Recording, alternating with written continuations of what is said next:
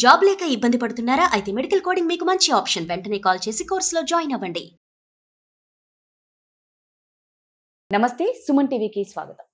So ఎన్నో అనుకుంటాం, ఏవనుకున్నా మనం సాధించలేకపోతున్నాం. అవకాశాలు వచ్చినట్టే వస్తాయి, మన చేతిలో నుంచి జారిపోతూ ఉంటాయి. ఎందుకు ఇవన్నీ అవుతున్నాయి? సంతానం కలగలేదో, లేకపోతే పెళ్లి అవ్వట్లేదో, ఎంత కష్టపడినా మనం ఫలితాలు పొందలేకపోతున్నాం. సో వీటన్నిటి గురించి మనతో వివరించడానికి ఉన్నారండి ప్రముఖ జ్యోతిష్యులు, సంకల్ప మందిర్ నిర్వాహకులు, బ్రహ్మశ్రీ నందిబట్ల శ్రీహరి శర్మ గురుగారు ఉన్నారు. వారిని అడిగి తెలుసుకుందాం. నమస్తే గురుగారు. వాగర్థావివ సంపృక్తౌ వాగర్థ ప్రతిపత్తయే జగతః పితరౌ వందే పార్వతీ పరమేశ్వరౌ ఆదిత్యాయ చ సోమాయ మంగళాయ బుధాయ చ గురు శుక్ర శనిభ్యశ్చ రాహవే కేతవే నమః. శృంగేరి జగద్గురు పీఠాధిపతులకి, కంచి పీఠాధిపతులకి నమస్కారములు తెలియచేసుకుంటూ కార్యక్రమాన్ని ప్రారంభిద్దాం. గురుగారు, ప్రతి ఒక్కరికి ఉన్న సమస్య, మేము ఎంత కష్టపడినా, ఎన్ని పూజలు చేసినా, ఎన్ని గుళ్ళు తిరిగినా మేము అనుకున్నది ఏదీ సాధించలేకపోతున్నాం. మా కష్టానికి తగ్గ ప్రతిఫలం దొరకట్లేదు, పూజకు తగ్గ పుణ్యం కానీ ఫలితం పూజకు తగ్గట్లు కూడా దొరకట్లేదు. ఒక వివాహ సమస్య కానీ, సంతాన సమస్య కానీ, ఆర్థిక సమస్య, ఆరోగ్య సమస్యలు, అంటే కొన్ని అవకాశాలు చేతికి వచ్చినట్టే వస్తాయి, కొన్ని సంబంధాలు కుదిరినట్టే అనిపిస్తుంది, నిమిషంలోనే అన్ని చేజారిపోతాయి. అసలు ఎందుకు ఇలా జరుగుతుంది?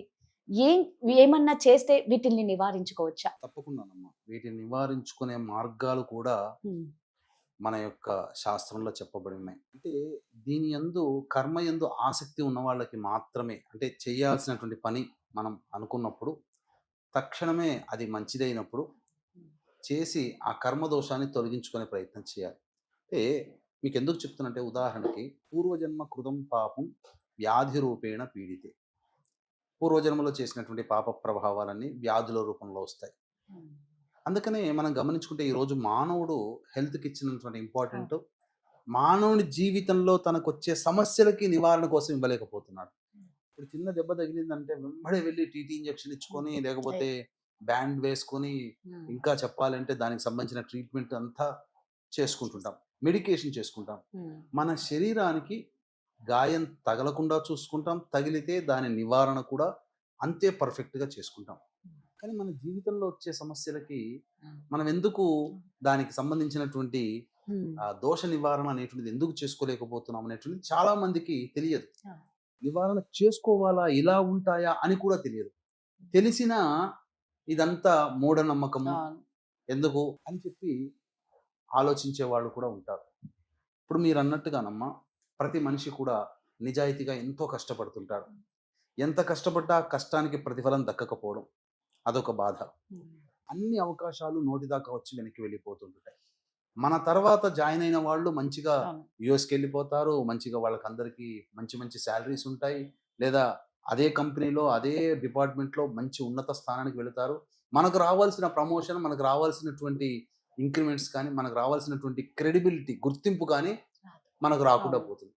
ఇప్పుడు సాఫ్ట్వేర్ వాళ్ళే ఉన్నారమ్మా, ఆ ప్రాజెక్ట్ వర్క్లో వాళ్ళు పార్ట్ అవుతారు. ఒక వ్యక్తి చాలా అద్భుతంగా వర్క్ చేస్తాడు, కానీ క్రెడిట్ అంతా పక్కాళ్ళకి వెళ్ళిపోతుంది. నేను కదా మేజర్ పార్ట్ తీసుకుంది, ఎందుకు నాకు రావట్లేదు అని చెప్పి ఆలోచించేవాళ్ళు. అన్నిటికంటే మించి ఈ రోజున వివాహం కాకపోవడం అనేటువంటిది చాలా ఇబ్బంది. లక్షలు సంపాదిస్తున్న వాళ్ళు, అందగాళ్ళు, ఆస్తి ఉన్నా, చదువు ఉన్నా వివాహం కాక ఇబ్బంది పడుతున్నటువంటి వాళ్ళు ఉన్నారు, అమ్మాయిలైనా అబ్బాయిలైనా. పోనీ వివాహం అయింది, అంతా బాగుంటుందా అంటే దాంపత్యం లేక 1, 2, 3 డైవర్సులు. పోనీ ఇవన్నీ బాగున్నాయండి అని అంటే సంతానం కలక్క ఇబ్బంది పడుతున్నారు. ఇప్పుడు సంతానానికి కలగనప్పుడు డాక్టర్ని సంప్రదించడం చాలా మంచి మార్గం. కానీ ఈ రోజున ఉన్నటువంటి సంతానం కోసం డాక్టర్ని సంప్రదించి తీసుకునే ట్రీట్మెంట్లు ఎన్నో లక్షలు ఖర్చు పెడుతుంటారు.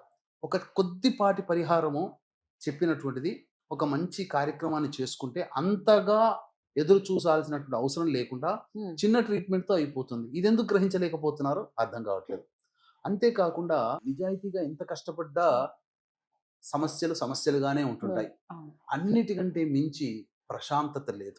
చాలా మంది అనుకుంటుంటారు గొప్ప ధనవంతులు ఉన్నటువంటి ఇళ్లలో బాగా డబ్బు ఉంటుంది, సమయానికి అన్ని వస్తాయి, వాళ్ళకేంది, వాళ్ళంత అదృష్టవంతులు ఇంకొకరు లేరు అనుకుంటాం. కానీ ఒరిజినల్ గా చెప్పాలి అంటే చిన్న కుటుంబంలో జీవించే వాళ్ళే అదృష్టం. సమయానికి తిండి తింటున్నారు, సమయానికి నిద్రపోతున్నారు, సమయానికి కోరిక ఉంటే చక్కగా సినిమా చూస్తున్నారు, గుడికి వెళ్తున్నారు, మంచిగా చక్కగా ఎంజాయ్ చేస్తున్నారు, హ్యాపీ లైఫ్ని లీడ్ చేస్తున్నారు. వాళ్ళ ఇంట్లో ఏముందమ్మా, ఎప్పుడు సమస్యలే, పేరుకే ధనం, కానీ ప్రశాంతత లేని జీవితం. అన్నిటికంటే మించి మానవ సంబంధాలు లేవు. చాలా కుటుంబాలలో ఈ రోజున ఇప్పుడు ఇబ్బంది పెడుతున్నారు. గుర్తుపెట్టుకోండమ్మా, ఇప్పుడు ట్రాన్సిషన్ టైంలో మనం ఉన్నాం. 2025 నుంచి 2032 వరకు ప్రతి మానవుడి జీవితంలో ఈ రకమైనటువంటి సమస్యలు అనేటువంటివి ఉంటాయి. ఇప్పుడు చెప్పుకునేటువంటి సమస్యలు. వీటికి గల కారణం ఏంటంటే ప్రధానంగా పంచశాప ప్రభావాలు. ఈ పంచశాప ప్రభావాలు ఏంటి? స్త్రీ శాపము, గురు శాపము, దైవ శాపము, సర్పశాపము, పితృశాపము. ఈ 5 శాప ప్రభావాల ఫలితము మానవుడు ఈరోజు సమస్యలు ఎదుర్కొంటున్నాడు. కాబట్టి దేని యందు కూడాను సంతోషాన్ని పొందలేకపోతున్నాడు అని చెప్పవచ్చు. మరి దీనికి నివారణ మార్గం లేదా అని చెప్పి అనేవాళ్ళు ఉన్నారు. అవును. నివారణ మార్గం ఉన్నది. ఎందుకంటే రేపు ఏప్రిల్ 17వ తారీఖు రోజున రవి మేషరాశిలో ఉంటాడు. అమావాస్య అయింది, చైత్ర అమావాస్య అయింది. ఇది మనకు శాస్త్రంలో చెప్పబడినటువంటి, గరుడ పురాణంలో చెప్పబడినటువంటి మాట ఏంటంటే, చైత్ర అమావాస్య రోజున రవి మేషరాశిలో ఉండగా ఎవరైతే ఇలాంటి దోష ప్రభావాలతో ఇబ్బంది పడుతున్నారో వాళ్ళు గనక పరిహార క్రియలు గనక పాటించుకుంటే తప్పకుండా ఆ పితృదేవత అనుగ్రహము, ఈ పంచశాప నివృత్తి కలిగి వాళ్ళ జాతకంలో చాలా మార్పులు చోటు చేసుకుంటాయి. ఈ పంచశాప ప్రభావాలు మన ఇంట్లో ఉండగా మనం ఎన్ని పూజలు చేసినా, ఎన్ని ప్రయత్నాలు చేసినా, ఎంత దేవతానుగ్రహాన్ని పొందడం కోసం చేసినా అవన్నీ ఇంటి గేటు ముందు దగ్గరనే ఆగిపోతాయి. ఇంట్లో తిష్ట వేసిన ఈ దోషాలు తొలగిపోతే అప్పటి వరకు మనం చేసుకున్నటువంటి పుణ్య ప్రభావాలు కలిసి వచ్చి పనులు జరుగుతూ ఉంటుంటాయి. అందుకనే ఈ పంచశాప నివృత్తి జరగగానే చాలా మంది చెప్తున్నటువంటి ఎక్స్ప్రెషన్ ఏంటంటే, మాకు ఆనందంగా ఉంది, ప్రశాంతంగా, ఒక భారం తొలగిపోయింది ఇట్లా అని. మరి వీటిని ఎలా గుర్తుపట్టొచ్చు అండి? పంచశాపాలు ఉన్నాయా లేవా మనకి ఏంటి అని అంటే, మనకు జాతకరీత్యా మనకు జాతకం చూసి తెలుసుకోవచ్చు. లేకపోతే కొన్ని ఇన్సిడెంట్స్ మనకు జరుగుతున్నటువంటివి. అంటే ఏంటి? తండ్రి వైపు, భర్త వైపు 6 తరాలు, తల్లి వైపు లేదా భార్య వైపు 3 తరాలలో దుర్మరణాలు. Road accident, fire accident, suicide attempt, నదిలో బావిలో పడి చనిపోవడం, ఇంట్లోంచి వెళ్ళిపోవడం, లివర్ ఫెయిల్యూర్, కిడ్నీ ఫెయిల్యూర్, క్యాన్సర్తో చనిపోవడం, 60 సంవత్సరాల లోపల కుటుంబ సభ్యులు ఎలాగైనా చనిపోయినా, అలాగే మందులకి నయం కాని రోగాలతో బాధపడుతున్నా, చెప్పుకొని రోగాలతో చనిపోయినా, నరదృష్టి, నరఘోష ఇలాంటి బాధలు, ప్రయోగ బాధలు తరచూ అవుతున్నా, ఆడపిల్లలే సంతానం. ఇక్కడ ఆడపిల్లని తక్కువ చేస్తున్నట్టు కాదమ్మా, మగ సంతానం వల్ల ఒక ముందుకు జరుగుతుంది, లేకపోతే ఆగిపోతుంది. కాబట్టి ఆడపిల్లలే సంతానం ఉన్నా, ఇంటర్ కాస్ట్, ఇంటర్ రిలీజియన్ మ్యారేజ్లైనా, అలాగే కుటుంబంలోని సభ్యులు మద్యం, మత్తు పదార్థాల వంటి బానిసలే, కారాగారం అయినా, అలాగే శారీరక మానసిక లోపాలతో పిల్లలు జన్మించిన, ఇంట్లో గోడలు క్రాక్స్ వచ్చినా, నల్లాలు కొత్తవి ఎన్ని మార్చినా, వారం బాగుంటే తర్వాత బొట్టుగా నీరు కారుతూ ఉన్నా, జిల్లు పురుగులు, బొద్దింకల బిడద ఎక్కువగా ఉన్నా, తరచూ పెద్దవాళ్ళు కల్లో కనిపిస్తున్నా, పెళ్ళిళ్ళు కుటుంబంలో జరగకున్నా, అలాగే దాంపత్యం సరిగ్గా లేకున్నా, సంతానం కలగకున్నా, బ్రహ్మచారిగా కన్యగా చనిపోయినా, ఎవరైతే తమ పూర్వీకులు పిల్లిని కానీ, పాముని కానీ, స్త్రీ హత్య, గోహత్య, బ్రాహ్మణ హత్య చంపినా, కరోనాలో చనిపోయినా, ఎన్నో పూజలు చేశాం, మాకు అసలు భగవంతుడు అనుగ్రహించలేదు, దేవుడే లేడు అని చెప్పి బాధపడుతుంటారు. మేము ఎంత నరకయాతన అనుభవిస్తున్నామని తరచూ అనుకుంటుంటారు. లేదా వివాహం, వాళ్ళతో పాటు కొన్ని కుటుంబాలు వివాహం అయితే కొన్ని కుటుంబాలు బాగా జీవితంలో అభివృద్ధిలోకి వస్తాయి, కొన్ని కుటుంబాలు ఎక్కడ వేసిన గొంగడ అక్కడే ఉంటుంది. అలాంటి కుటుంబాలలో, అలాగే బాగా డబ్బు సంపాదించి ఒక అనాలోచిత నిర్ణయం తీసుకొని పూర్తిగా డబ్బు కోల్పోతుంటారు.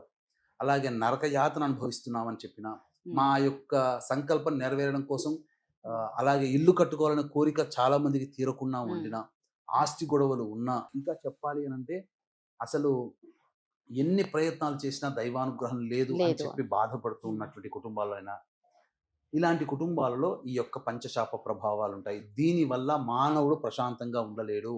కాబట్టి ఇలాంటివి ప్రతి కుటుంబంలో ఎక్కడో ఒక చోట ఉంటుంటాయి. ఇప్పుడు మన కుటుంబంలో మన నాన్న కుటుంబం, మన తాతయ్య వాళ్ళకేం జరగలేదు, కానీ బాబాయిలు, పెదనాన్నల కుటుంబంలో జరిగి ఉంటాయి కదా, మేనమామ కుటుంబంలో జరిగి ఉంటాయి కదా. అందుకనే ఒక్క మాటలో చెప్పాలంటే, ఎవరైనా కుటుంబ సభ్యులు, రక్త సంబంధీకులు చనిపోతే మైల పట్టగలిగేటువంటి బంధుత్వం ఉన్నదంతా కూడా ఈ పంచశాప ప్రభావాల కిందకే వస్తాయి. ఎవరు చనిపోయినా ఇట్లా. కాబట్టి మన బాబాయిల్లో చనిపోయారు కుటుంబంలో, మనకు సంబంధం లేదు అనుకోవడానికి లేదు. మన భార్య వైపు ఎవరో చనిపోయారు, బావమరిది చనిపోయాడు, మా భార్య తాతయ్య చనిపోయాడు, మాకు సంబంధం లేదు అనడానికి లేదు. కాకపోతే ఇప్పుడున్నటువంటి ఈ పంచశాప ప్రభావాలు ఒకప్పుడు చాలా శాస్త్రీయంగా జరిగేటివి. ఇప్పుడు చాలా మంది తెలుసుకొని గూగుల్‌లో వెతుక్కొని వెళ్ళిపోతున్నారు. ఇలాంటివి వల్ల డిమాండ్ ఎక్కువగా ఉన్నటువంటి కారణం చేత సరిగ్గా చేయించట్లేదు. బ్రాహ్మణులకైతే శాస్త్రీయంగా, కాని వాళ్ళకి తూతూ మంత్రంగా, పురాణోక్తంగా చేయిస్తున్నారు. దీన్ని దృష్టిలో పెట్టుకొని 2013 నుంచి మన పీఠమాధ్వర్యంలో వేల మందికి ఈ పంచశాప నివృత్తి పూజలు, హోమాలన్నిటిని జరిపించడం జరిగింది. అందున ఈ యొక్క అమావాస్య చాలా విశేషమైనది. ఉమ్, చైత్ర అమావాస్య రవి మేషమందు ఉంటాడు. ఉమ్, అశ్విని నక్షత్రంలో ఉంటుంది. ఉమ్, ఆ సమయంలో మనం చేసినటువంటిది ఆ యొక్క పంచశాప నివృత్తి జరిగి పితృదేవతల యొక్క, దేవతల యొక్క, సర్పదేవతల యొక్క అనుగ్రహం కలిగి అతి శీఘ్రముగా వాళ్ళకి అనుకున్నటువంటి పనులు నెరవేరుతాయి. ముందుగా మనకు వైశాఖ పురాణంలో చెప్పబడినటువంటిది ఈ యొక్క చైత్ర అమావాస్య రోజున ఎవరైతే పితృదేవతల కోసం ఉద్దేశించి కార్యక్రమాలు చేస్తారో ఆ పితృదేవత అనుగ్రహం వల్ల వాళ్ళ సంకల్పం నెరవేరుతుంది. దేవతల కన్నా అతి శీఘ్రంగా ఫలితాలు ఇచ్చేటువంటి వాళ్ళు పితృదేవతలే. కాబట్టే ఈ కార్యక్రమాన్ని చేసుకోవాలి. అయితే చాలా మంది బిజీ స్కెడ్యూల్ ఉండి అనారోగ్య అవును. సమస్యలు విదేశాల్లో ఉండి రాలేని వాళ్ళు ఉంటారు. అటువంటి వాళ్ళ కోసం బ్రాహ్మణుని కర్తగా పెట్టి ఉమ్, చేయించడం చేయించు. జరుగుతుంది. కాకపోతే ఈ రోజున ఆన్లైన్ పూజలు అని చెప్పేసేసని ఓపెన్ చేయగానే మేము ఇది చేయిస్తాం, అది చేయిస్తాం అని చెప్పి ఆన్లైన్‌లో అడ్వర్టైజ్మెంట్స్ వస్తున్నాయి. అటువంటి వాటిని చూసి మోసపోకండి. అంతేకాకుండా కొంతమంది డైరెక్ట్‌గా వెళ్ళిపోతున్నారు. ఎక్కడ చేయిస్తున్నారో తెలుసుకొని వెళ్ళిపోతున్నారు. ఉమ్, అక్కడ ఫోన్‌లో మాట్లాడే వాళ్ళు ఒకళ్ళు, రిసీవ్ చేసుకునే వాళ్ళు ఒకళ్ళు, పూజ చేసేవాళ్ళు. చేయించే వాళ్ళు ఒకళ్ళు. ఉమ్, పూజ చేయించే వాళ్ళకి టార్గెట్ ఉంటుంది. ఓకే. ఇన్ని పూజలు ఈ రోజు చేస్తే ఇంత డబ్బొస్తుంది. అందుకని వాడేం చేస్తాడు, ఒక రోజు మొత్తం షార్ట్‌కట్‌లో చేసుకొని ఎక్కువ పూజలు చేసి ఎక్కువ డబ్బు సంపాదించుకునే అవకాశం ఉంటుంది. అది తప్పు. ఆ బ్రాహ్మడి తప్పు. కానీ నిజంగా శాస్త్రీయంగా జరుగుతుందా అనంటే జరగట్లేదు. వీళ్ళక ఆ పూజలు తెలియవు. మరి అట్లాంటప్పుడు ఏంటంటే అందుకనే మనం దగ్గరుండి ఈ కార్యక్రమాన్ని చేయించడం జరుగుతుంది. పైగా ఈ యొక్క చైత్ర అమావాస్య రోజున ఎవరైతే పితృదేవతలను ఉద్దేశించి శ్రాద్ధ కార్యక్రమాలు, ఉదక కుంభ దానము చేస్తారో గయలో చేసి 1,00,00,000 రెట్ల పాటు చేస్తే ఎంత పుణ్యఫలమో ఒక్కసారికే వస్తుంది. పైగా ఈ చైత్ర అమావాస్య రోజున పెద్దవాళ్ళకి కార్యక్రమాలు జరిపించి సముద్ర స్నానం చేయమని శాస్త్రం. ఉమ్, ఇప్పుడు ఎట్లాగో మనం చేసేటువంటి 17వ తారీఖు రోజున అంటే 16వ తారీఖు రోజున బయలుదేరుతున్నాం. ఉమ్, కాబట్టి చక్కగా 15వ తారీఖు లోపల మీరు ఈ కార్యక్రమంలో నమోదు చేసుకొని మాతో పాటు రావచ్చు. చక్కగా కార్యక్రమాన్ని నిర్వర్తించుకోవచ్చు. సంపూర్ణంగా వాళ్ళకి దైవతానుగ్రహం, పితృదేవతానుగ్రహం కలిగి వాళ్ళు వచ్చే సంవత్సరం లోపల వాళ్ళ సంకల్పం నెరవేరుతుందని చెప్పడంలో ఏమాత్రం సందేహం లేదు. చాలా చక్కగా చెప్పారు గురుగారు, ధన్యవాదాలు. ఎవరికైనా సరే నిజంగా గురుగారు చెప్పినట్లు ప్రతి ఒక్కరి ఇంట్లో ఉండే సమస్యలండి ఇవి. కాబట్టి ఈ కార్యక్రమంలో పాల్గొనాలని కోరుకుంటున్నాము. దీని గురించి పూర్తి వివరాలు తెలుసుకోవాలంటే కింద స్క్రోల్ అవుతున్న నెంబర్కి కాంటాక్ట్ అవ్వచ్చు. ధన్యవాదాలు. సర్వం శ్రీ ఉమామహేశ్వర పరబ్రహ్మార్పణమస్తు.